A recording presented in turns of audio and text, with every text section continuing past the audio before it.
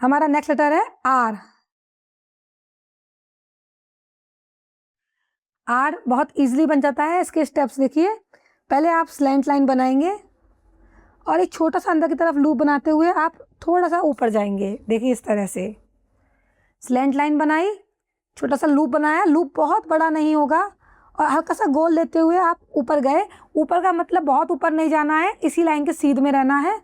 फिर हम एक कर्व लाइन बनाएंगे। कर्व बोले तो हल्की सी राउंड, इस तरह से बनाएंगे और एंड में ये कर्व निकाल देंगे ताकि हम इससे नेक्स्ट लेटर को ज्वाइन कर सके। दोबारा देखिए, ये हमने स्लैंट बनाएंगे, इसको राउंड नहीं बनाना, स्लैंट ही बनाना, सुंदर लगेगा और भी यार। ये छोटा सा हमने लूप बनाया,